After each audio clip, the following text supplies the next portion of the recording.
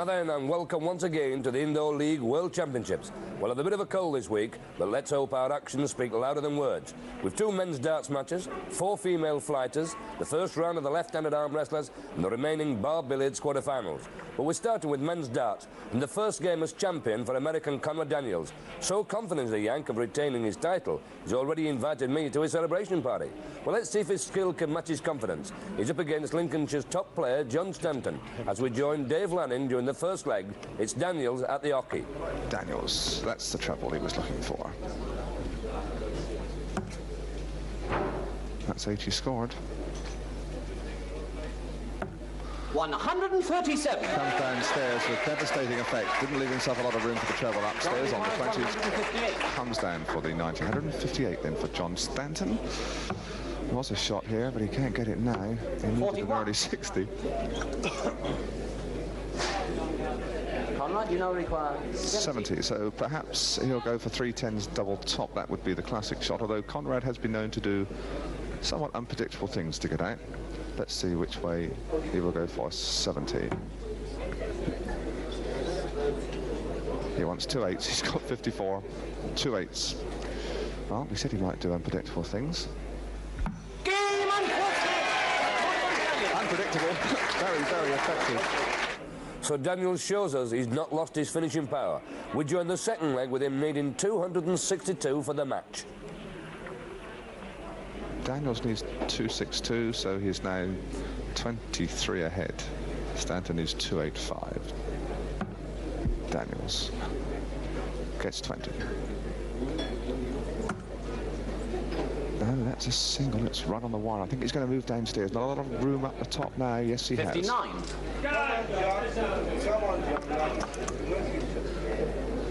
Stanton. There's 60. 80 scored. 100. Was a turn. Daniels needs 203, so looking for a large odd score to leave him a shot out with his next 3 darts. 20. Remember, he has the first leg safely tapped up. 80 scored. I think he'll come down again. Will he? No, he won't. 100. Gets a ton, leaves himself 103, so there's plenty of shots for that. Stanton now wants 185, so the pressure is very, very much on him at the moment.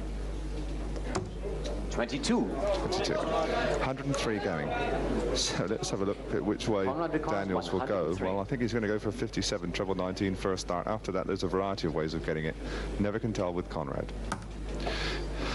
Case in point, goes upstairs and gets 1. 102 he wants. No finish on that. He wants 51. He going for 19 now. Well, 87 score. He got 87. I think perhaps even his calculating system went wrong there. Leaves 2 8s. No, indeed. He's left 60. A very favoured double. Even we can't keep up with him. He wants 2 8s Conrad now requires 16. Incredible shooting. This man really goes all over the place. He knows what he's doing, and he usually gets what he wants. 2 8s. That is very close. 2 4s up there, 2 o'clock on the board. That is very close too. Daniels getting it together. Last dart. It's a super shot. It's a super shot. Daniels overcomes the first hurdle in the race to retain his title. Now with 2 newcomers to Indoor League, Charlie Alex, the national singles champion in 75-76, and Willie Scott, Scotland's top player. We join the first leg with Alex needing 191. 191 then, Charlie Alex, in this his television debut. Comes down looking for an odd number, gets it, goes back up, gets the 60, could do with another one. 99. 99, good darts. Willie Scott needs to find some big scores, and he is this time. He's got 95. 95. 92 going for 92. Charlie Alex. Well, 62 16s. That's a 20. That's now 72. Now what's that? That's 40. Is it? 86 scored. No, it was a 60. It looked like a single, so close on the wire. Difficult to tell there. But Charlie knew what he wanted, and now he wants 11 scored, hard lines. Willie Scott scores Charlie 11, now cracked a requires bit. 6. 2 threes for Charlie. Game on the first leg to Charlie Ellis. Impressive form from Alex. Can Scott overcome his nerves, or will it be a whitewash? Let's join Dave Lanning for the second leg. Occasionally, but I think on that occasion he was blocked on his 60, so he'd got to try for the empty. 140. Well, not blocked that time. 140 scored. He's down at 118 after only 12 darts. He's down to a shot. And Charlie Alex really galloping along quite beautifully. Scott just cannot catch him. 118. That's looking for 54. Is that a 1? It is a 1. 117. Looking down for the 57. Doesn't get it. Right on the wire. Back up top. 35 score. Treble 20. Next door. Treble 5. Bad luck. 226. Willie Scott. He's got 2 of them. 140. And just missed the third, so he's back in within striking distance. 83 going. 83. 51 is his shot. He gets it. He now wants 2 16s. That's just inside the wire. 2 8s he wants. And he's missed. 7 scored, hard lines, Charlie. And Willie now requires 86. So Willie Scott in with a chance. 86. He wants 54. He's missed it. He's got it this time. He wants 2 16s. And just missed it. Oh, tremendous finishing power. 2 8s for Charlie Alex 16. To wrap up this prelim round. 2 8s he wants. 2 4s just inside the wire. 2 2s. 5 o'clock on the board. 12 scored, hard lines. Hasn't done it. Willie requires 32. 32. 2 16s for Willie Scott then. 2 8s now. No. 2 4s up there. 2 o'clock on the board. 28 scored. He's missed them. Well, surprise registers on the indoor league. 2 2s apiece, and Charlie Alex has the hockey. 2 1s. Well, they did knock around a bit on the double, but Charlie Alex goes through. So Alex wins through to the quarter-finals. Now it's time for ladies' darts. Perhaps the main difference between men and women, throwing darts that is that the females do tend to have trouble finishing. Take the lovely Maureen Flowers, and who wouldn't? She needs just 70 to clinch her first-round game against Cathy Wardle of Cleveland. 45 this, but still... Maureen requires 102. Magic tons. 102. 60, 10, double 16. There's the 60. She now should come over for 10. She's got it. She wants 2 16s. Shimmies across. Down there. Oh, unlucky. Good try, though. Knows her shots, this girl. Cathy Wardell looking for a fairy godmother now. 2-2-1 she wants. Barry Tromlow very quickly. It's not often you see a lady 83 unlucky who cap. knows her shots like Barbara Maureen Maureen now Flowers. requires 32. Well, she wants 2 16s to wrap up this qualifying round. Bang! Right on the wire. Bang! Another one on the wire. Third dart coming. Deathly hush. Oh! 7 scored, unlucky Maureen. Goes in the 7. 25 left. So Cathy Wardell breathes again, lives again. 138 she's looking for. 60, 54, 212, 60, 42, 2 18s. We wonder if Cathy has heard. 138, so she's looking for that 61st dart, gets 20, 118. 60 would still be useful, stays where she is, gets a single 20. Stay there, girl. Oh, 45 scored. 45, so now we Maureen now have requires 25. 25. Well, she'll come over. That's a 2, 23, that's a 3. She wants 2 10s over there, 4 o'clock, and goes. 17 scored, unlucky. Sorry, Ron, in the wrong bed again. 93. 93, so 93 is a shot here. 57 2 18s is the shot. She has got 19, 74 she wants. She goes across, she wants 60. She's looking for a single 20 this time, gets it. 53 scored. And Maureen, you require 8. 2 4s now for Maureen. Little bit uncomfortable on her doubles. She's come down well, but just lacks that killer touch. And we wonder if it's going to pay. 4 scored. Only gets 4. So Cathy now requires is 40. back from the dead. Double top she wants to level this one. After Maureen Flowers has made all the running. Double top composes herself. Gets a single. 2 10s. 4 o'clock. Great tension again. Misses it. So Maureen, Maureen well, requires 2 2s. cannot afford to miss again, one rather suspects. That's the game shot. That final double, too, means Flowers lives to bloom again in the quarter-finals, but she isn't the only one to have trouble finishing. Now we join Sweden's Eva Johansson and Loveday King, our First Ladies champion, in the third and deciding leg. Ding dong, backwards and forwards now. Eva Johansson looking for a 9 to rip, and has ripped it. Looking for a 5 or a 1. 4. 2 twos again for Loveday King. We have double trouble. Too many. Very close though. The crowd loving this one. Again, you require 9. Terrific drama. Eva Johansson seems to be feeling it a bit, looks a bit nervy, looks a bit jumpy, showing a bit she wants a 5 or a 1 and gets a 20. And Loveday requires 4. Still 2 twos for Loveday King. 2 1s. Close, close. It's outside. Too many Next four again. Same order then. Eva requires 9. 9 then for Eva Johansson.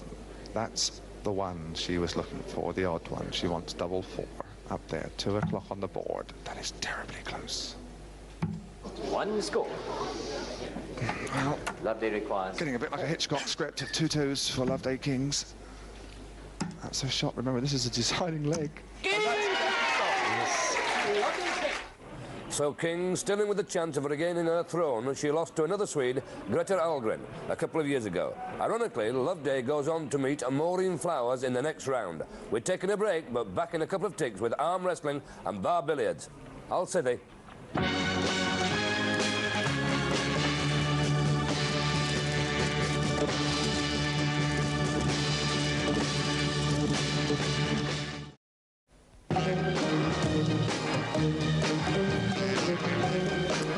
Hey up.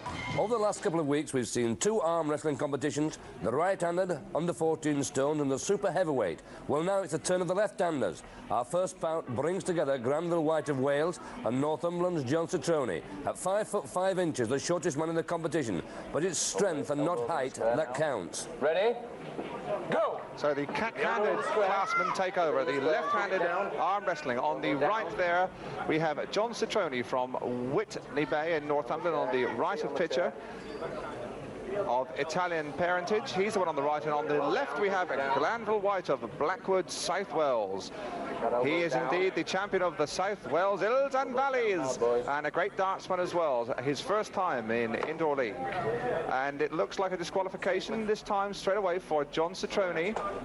Citroni lifts his elbow, so he loses the first fall. Let's join Bob Sweeney for the second. Okay, take hold. Elbows in the square. Relaxed hold. Elbows down and well in the square. Right. Ready? Go! So John Citrioni from Whitney Bay, Northumberland, of Italian descent, runs a fish and chip shop in Whitney Bay. 1 fall down on a disqualification. Only 5 foot 5, 48-inch chest, 18-inch biceps. Has been Mr. Junior Great Britain, Mr. Great Britain, and Mr. Universe in the 5 foot 6 class 4 times. So he's a real body beautiful merchant. Opponent, Glanville White, Blackwood, South Wales. Says he's never been beaten at left-handed classmanship when he's wrestled sometimes 18 a night. He says then he gets a bit tired, a sort of disarming experience. So it's getting very tight, this one. Citroni there on the left. White, 1 fall up on a disqualification. Citroni battling back, though. Trained in the gym several nights a week. He's a judo expert too, Citroni.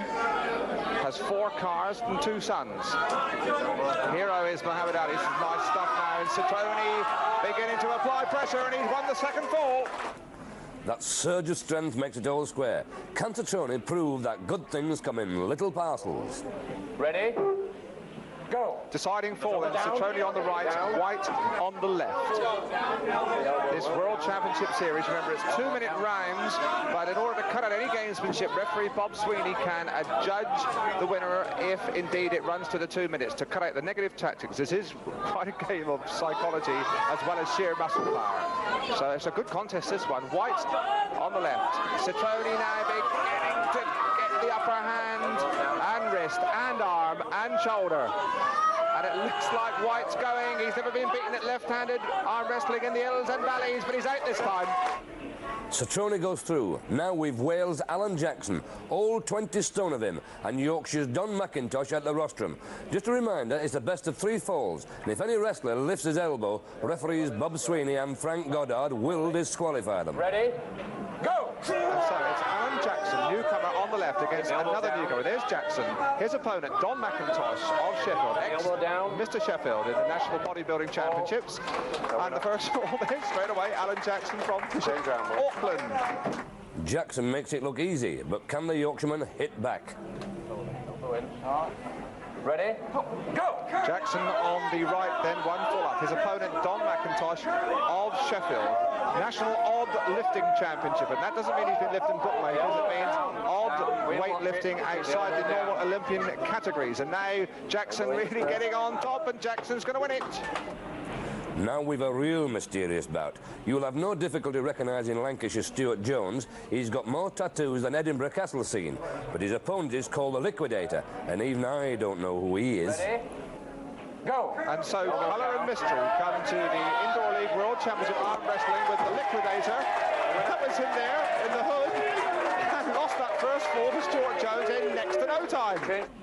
The wrestler looking all in. Can the Liquidator stage a solid comeback? Ready?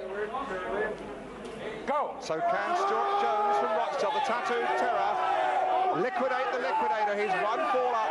There's the Liquidator. We don't know who he is. He's of colour, and he's going to go out in the first round, is he? Elbow is out of the square. Your elbow moved out of the square. And he's been disqualified. Referee Bob Sweeney has disqualified him. And the Liquidator not at all happy. So Jones liquidates the Liquidator. Now with an athlete versus an academic. Mike Winch, the British international shot putter, takes on Bob Spallick, British University's powerlifting champion and a science teacher. So Mike Winch on the left of picture against the man with a name like the top of an optician's chart. That's Bob Spallick on the right, who loses a fall straight away. Mike Lynch wins the first fall. I think Winch will lynch Dave Lannon if he gets his name wrong again. Here's the second round. Take a relaxed hold. Take hold. Elbow in the square. In. Relaxed hold. Ready? Go! Bob Spallick there on the left goes straight out. Well, what happens? It indeed was a fall for Spallick. It was Winch who raised his elbow. So we gather breath and wonder what can happen next in the Indoor League left-handed arm wrestling championships. 1-1. Winch is too keen and his elbow lifts. Here's the decider. Right, this is the decider. Take hold, steady hold, and elbows. Good, that's good. Just hold it there. Ready? Elbows down and go! Well, the first 2 falls lasted every bit of about 2 seconds each, and this one, oh, Guinness Book of Records arm wrestling. Mike Winch wins it, out goes Bob Spallick, and that contest must have lasted about 10 seconds in total. So in that case, the sword is mightier than the pen. Now it's time for bar billiards and the remaining 3 quarter-finals. Jerry Lambert is already through, but who'll join him in the second quarter-final? Tony Scully, the Oxford champion, meets Alan Ignatowski, a former Reading champion. Ignatowski 1,280. 600 ahead before this break started. And the bar is down. And the bar has just gone down, so 190. he'll like that a bit of luck there.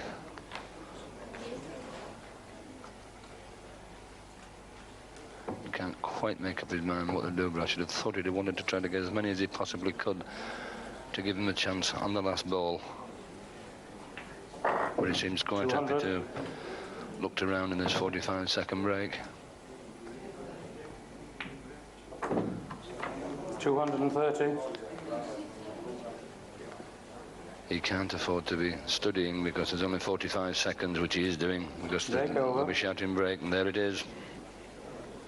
In the 45-second break, you've no time for looking around, you have to play. Alan Ignatowski, 1,510. So, he slipped up a bit there, did Ignatowski. He should have kept playing and forgot about that ball down the table.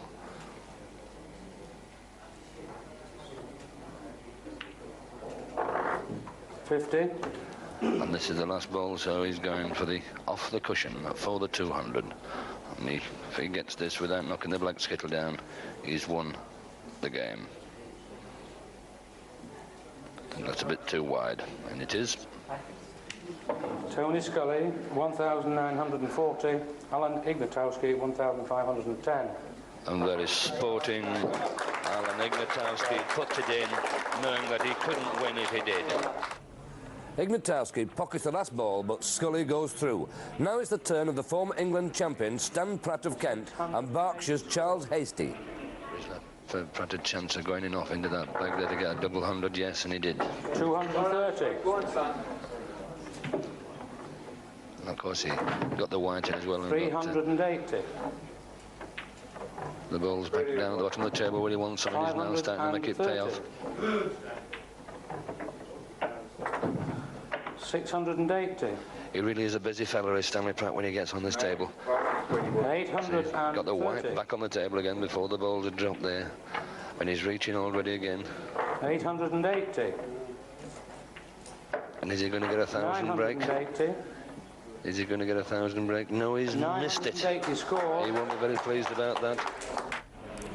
Devastating play like that took Pratt into the semi-finals. Can our only remaining female player, former ladies champion Vivian Shepherd, do women's lib a favour and beat Brian Paul of Northamptonshire? Can't afford to leave this fella because he's there. No, 200. it's not all 200.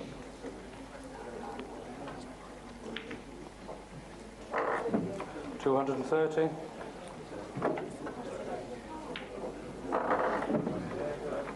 300.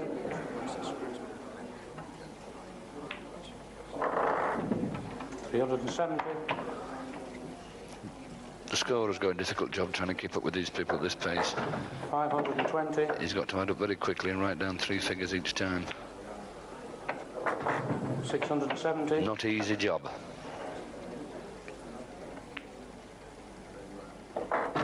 720. 820 breakover. 820 break. Brian Paul 4,040. Vivian Shepherd 2,120. Nearly 2,000 behind now before this break started. 200. And the bar is down. And the bar is down with Vivian 2,000 behind when this break started. 300. So it doesn't give a great deal of chance unless we see the black skittle knocked down, which we have seen 400. before.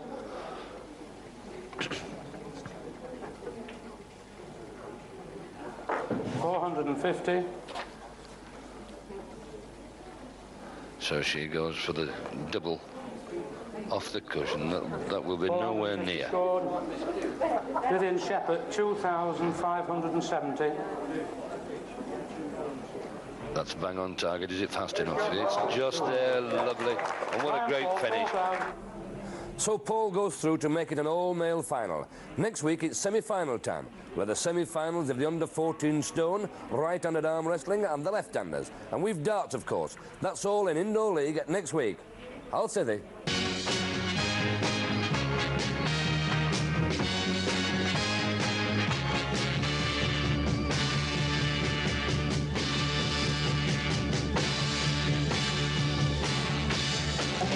Thank you.